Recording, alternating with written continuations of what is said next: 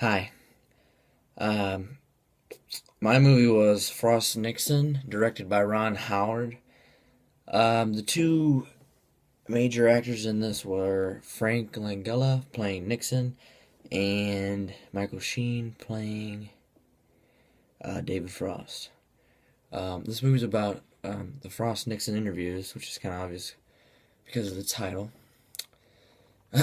David Frost is a British talk show host who decides he wants to interview President Nixon after 3 years after he's resigned.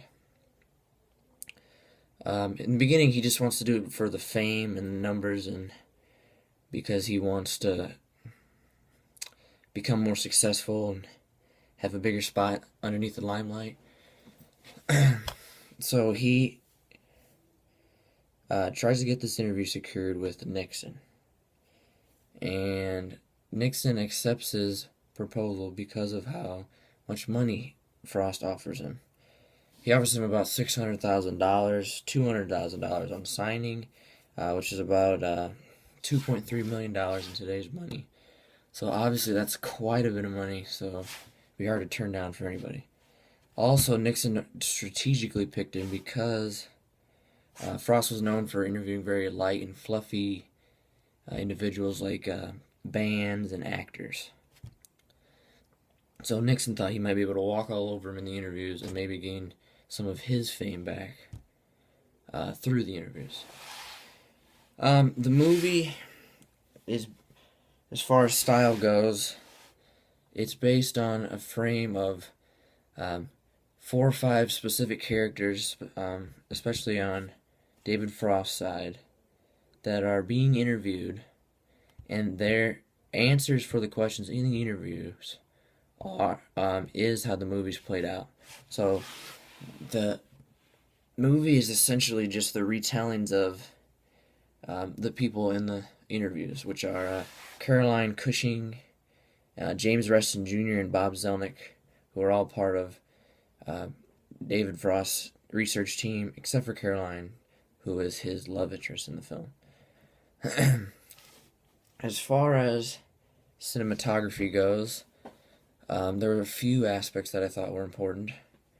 To begin with, Nixon is generally shot at an upward angle through the whole movie until the end, but for most of the movie, he's shot at an upward angle, which almost kind of gives a feeling that he's larger than life or really intimidating, formidable opponent because of how big and impressive he seems to be because of the way he's being shot by the camera. Towards the end, the camera angle changes a little bit, I think, as it's more level or even downward after he's been beaten by David Frost and essentially apologized and admitted to the cover-up of Watergate. So it's almost like a symbol that he's been defeated and he really isn't as large and in charge as he seems to be in the beginning. Another aspect of cinematography was the blurred vision that Nixon kept having when the camera switched to Nixon's point of view. There's a lot of times that it would blur in and out and have some trouble focusing.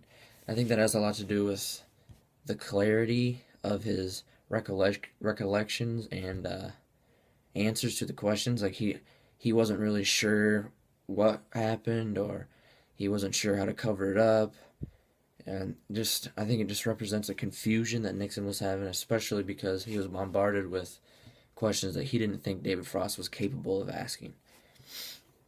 Another aspect of the cinematography was even mentioned in the movie is the close-up, especially used in the interview parts.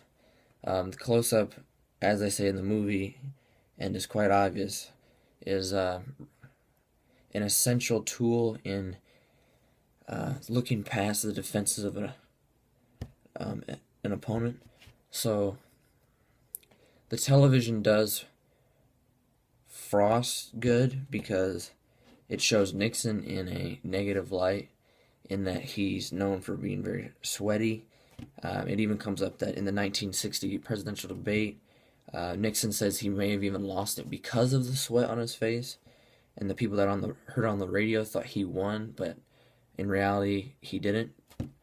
So he blamed the sweat for that. That's also mentioned in the movie, and also the moment when Frost asked Nixon whether or not a president, if the situation calls for it, can do something illegal, to which Nixon answers, I'm saying when the president does it, that means it's not illegal. And then after that, Frost has essentially asked him, so what you're saying is you can do illegal things as president, and covering up was one of them, and maybe you should, and he wants him to apologize to the people and admit things. And at that moment, Nixon has a visible discomfort and pain in his face, and sorrow and guilt all at once, which is a tribute to the close-up, as it emphasizes its cinematographic importance. As far as the cast goes, Frank Langella and Michael Sheen, Frost and Nixon respectively, they both are very highly regarded actors, and also play the same characters in Morgan's version of the play, which the movie is based on. So, as for the historical accuracy of the film, I found everything to be extremely accurate, based on the findings that I found about the interviews and the quotes that were in the interviews.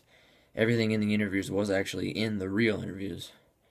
The only real inconsistencies was when Morgan and Ron Howard used the scene where a slightly drunk Nixon calls David Frost on the phone the night before the final taping in the movie, which was on Watergate, even though in reality Watergate was 2 or 3 tapings before the final taping. But in the movie it was the final taping, so Nixon calls him up the night before and gives him this big speech about how both of them have been looked down upon all their lives by all the richer people and the smarter people, and how they're going to prove to the people that they're not something to be messed with, both of them.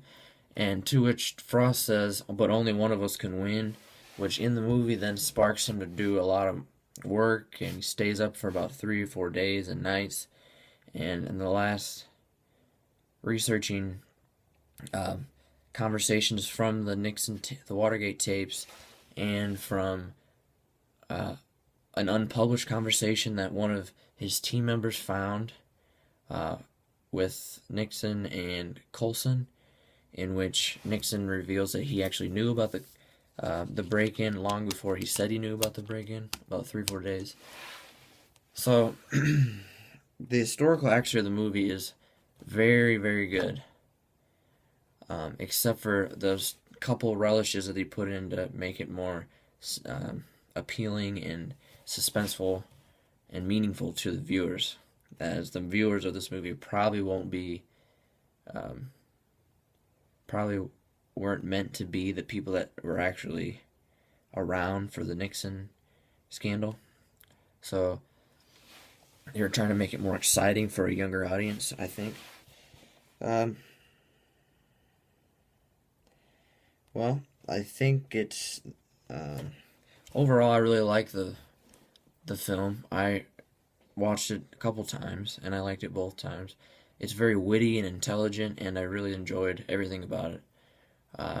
It's very well done, and the actors do a great job, and it's very accurate, and I definitely highly recommend it, and it really made me enjoy this project, and I thank you for that, Miss Munson.